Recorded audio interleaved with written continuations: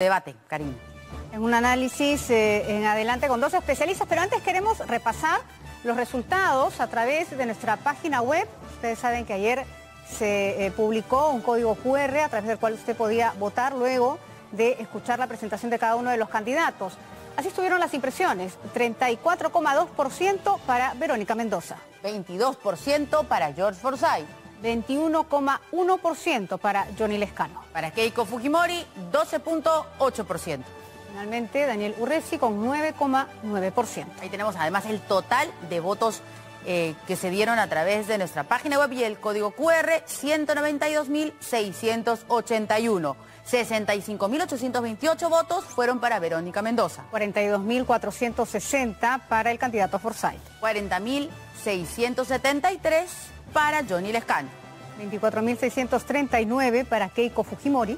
Y 19.134 para Daniel Urresti. Una diferencia mínima ahí entre George Forsyth y Johnny Lescano. Muy bien. Vamos ahora con Andrés Calderón, analista político, para poder hablar sobre este debate presidencial. Y también a Juan de la Puente le damos los buenos días. ¿Cómo están? Gracias por atendernos. Muy buenos días a ambos. Gracias por estar con nosotros. ¿Cómo está? Karina, Quería empezar Juan, por ¿cómo Juan. están? Por Juan de la Puente, que ayer ha estado muy activo en las redes sociales también. ¿Qué le pareció el debate, la presentación de los candidatos? Me gustó mucho y yo creo que el odre, o sea, el esquema del debate fue muy bueno y eso ayudó. Porque en realidad no estábamos hablando de un debate a dos, estábamos hablando de un debate con una activa participación de los presentadores que repreguntaban, ponían límites, actualizaban, aterrizaban a los candidatos cuando querían irse por las ramas y obligaron en casi todos los casos a pasar del qué al cómo, de modo que el esquema, el formato me pareció muy interesante y quizás la primera lección política que yo sacaría de este debate es que sí es posible, en el contexto de esta campaña, bajar al corto plazo, bajar a la coyuntura y enlazar los graves problemas que hoy vive el país con una promesa para los próximos 5 años. Andrés, ¿se llegó a este objetivo? ¿Cómo viste a los candidatos? Creo que el formato, coincido con Juan en que ayudaba al buscar ese objetivo, a que los presentadores pudieran hacer segundas preguntas en las que se pusieran en evidencia si es que ellos tenían algo concreto que explicar. El problema es que yo creo que los candidatos en general no dieron la talla con relación a esa exigencia que muchas de las repreguntas no fueron contestadas, sino que algunos candidatos se notaban. Hemos tenido algunas complicaciones en la conexión. Y no iban a profundizar más cómo hacerlo. Sí. ¿Se me escucha bien? Sí, ahora sí. Ahora sí. Entonces, creo que fueron pocos hilvanar una idea muy específica y aquellos que lo hicieron no se salieron de libreto, estaban apuntando al mismo público objetivo con las mismas ideas generales que ellos ya venían planteando desde antes en la campaña. Juan, usted ha comentado que el propósito de esto era evitar que los candidatos se fueran por las ramas. Y esto también evidenció que muchos de ellos no estaban preparados. En esa línea, ¿cuál cree usted que fue el mayor beneficiado y el más perjudicado? Bueno, hubo bloques y bloques, ¿no? Yo creo que el formato de la campaña, donde los presentadores no permitieron este juego de la guerra sucia, de la diatriba, la chacota, no dejó bien parado al señor Urresti, que yo diría que es el primer perjudicado de un debate de esta naturaleza. Pero hubo bloques y bloques. Yo creo, por ejemplo, que el bloque de la pandemia fue el mejor. Me parece que también tuvo cosas muy interesantes, por lo menos para 2 o 3 candidatos, el bloque sobre pandemia. Sí creo que el faltante, digamos, el que arroja un déficit fue el bloque anticorrupción. Y el bloque final, yo creo que el de los mensajes también fue positivo. Yo haría un balance en el sentido, como lo dicen las votaciones que hizo el canal América TV. Creo que Verónica Mendoza, Keiko Fujimori anduvieron bien en el debate. No perdieron Lescano y Forsyth, pero perdieron, creo yo, una gran oportunidad. La idea de la proclama fue acotada por la especialización de las preguntas. Sí. ¿Qué nos dice Andrés? ¿Quién ganó, quién perdió? Sí, creo que estaban bastante bien, lo hicieron en elocuencia y en forma Verónica Mendoza y Keiko Fujimori. Yo sí creo que el escándalo quedó mal parado cuando tuvo que confrontar ideas, cuando recibió varias críticas, sobre todo de Verónica Mendoza y de Urresti, por lo vago que es su plan, por lo cueto que es en desarrollo de ideas, y específicamente Verónica Mendoza lo confrontó con datos inexactos e incorrectos que le había dado, como por ejemplo en el tema del manejo de la pandemia, con relación a fórmulas mágicas que en realidad no están basadas en ciencia, y cuando también lo confrontó con el tema del acceso a Internet, al evidenciar que el escándalo desconoce siquiera ya la principal obra de infraestructura, que todavía no está conclusa, que es la red dorsal, digamos la capilación de la red dorsal, como uno de los mecanismos de acceso a algo que parecía ser su bandera, ¿no? Que es la conexión de todas las personas. Entonces, dado que Verónica también se inclinó mucho por dar mensajes, mayor intervención del Estado, de mayor desconfianza de la empresa privada, que es hablarle a su público, no es rezarle al coro, quizás en ese aspecto ha podido atraer a algunos electores que también se inclinaban por ese mismo mensaje del Lescano, pero encontrando en Verónica ideas un poco más concretas. Y apelando un poco a la experiencia de análisis político de Juan, ¿hace cuánto tiempo que no veías un debate de este tipo en la televisión? No me refiero a los del Jurado Nacional de Elecciones, sino a este debate que nos ha permitido ver a los políticos con experiencia, como el caso de Keiko Fujimori y Verónica Mendoza, que ya tienen varios debates en su haber, digamos, presidenciales, y saber cómo responder ante estas pullas, digamos, por parte de los nuevos candidatos o los nuevos en política, como George Forsyth. La tuya es una puya porque me estás remitiendo a 1980, 85. Por eso, por eso. Para que nuestros televidentes millennials puedan conocer un poco más.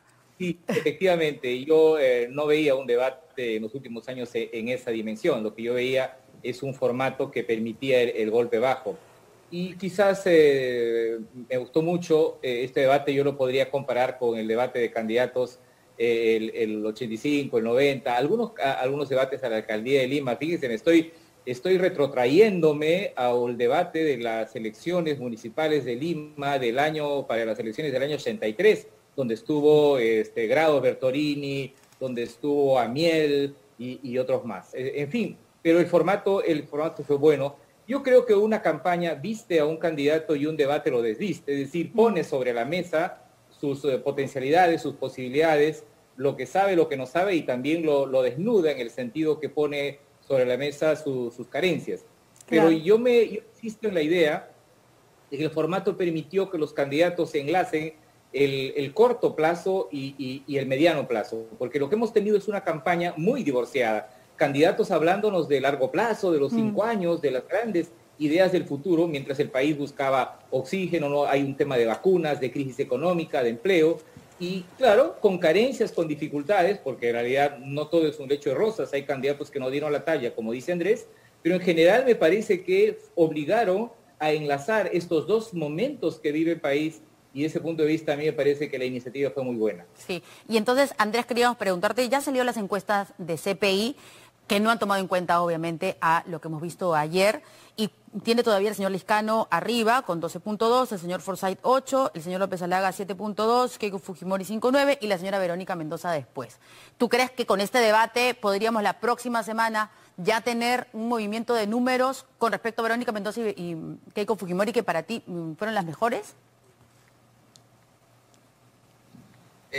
Yo creo que podría haber generado sobre todo un trasvase de votos entre Lescano y Verónica Mendoza, porque a mi criterio fueron los que más evidenciaron tener pocas ideas y tener ideas un poco más concretas. Ojo, no estoy evaluando cuán buenas o cuán desarrolladas efectivas eran, porque realmente la Verónica Mendoza, como decía, claro, la Verónica Mendoza iban siempre al mismo público, era menos Estado, menos APPs, expropiación del oxígeno, que en realidad son ideas peligrosas, pero hacia un público que quizás era el público que compartía con Lescano, podría generar un atractivo. Creo que los otros 3 candidatos, incluyendo misma Keiko Fujimori, no trajeron algo nuevo a la discusión, de manera tal que claramente podamos decir, ok, le ganó un terreno en donde se estaban disputando codo a codo un bolsón de votos. creo que además, o sea, nuevamente, el debate ayudó a evidenciar quiénes tenían ideas concretas y quiénes no. El problema está en que los candidatos, o sea, yo creo que los candidatos no evidenciaron mucho de novedoso ni mucho de verdaderas soluciones, en el cómo fallaron bastante. Y esto es algo que ya se venía reflejando en las encuestas anteriores, es decir, un descontento generalizado porque ningún candidato llegaba a conectar tanto. Así que no esperaría un gran cambio en las siguientes encuestas, solamente de lo que hemos visto ayer. Claro, no obstante, podría obviamente cambiar un poco el peso porque para algunos pudo haber convencido un poco más ese voto ya que tenía anticipado. No estuvo, como ustedes bien saben, Rafael López Aliaga, estuvo invitado, aceptó inicialmente, pero luego declinó. ¿Cómo se podría tomar esto y podría repercutir en el número de votos que de momento tendría? Juan. Bueno, yo creo que la ausencia de López Aliaga no lo ayuda. Creo que de algún modo ese espacio lo cubrieron tanto Keiko Fujimori como Urresti. Habría que considerar, no obstante, que si hacemos un símil con el fútbol, este es el torneo de apertura. Hay un debate el 29, 30 y 31 del Jurado Nacional de Elecciones. Me parece que los candidatos, algunos van a estudiar economía en estos días. Creo que muchos evidenciaron que tenían ahí dificultades para identificar incluso variables, ya no constantes, sino variables. Y me parece que en los próximos días dependerá de cada candidato ver si solventa o no su presentación en el debate de ayer. Me explico en lo siguiente.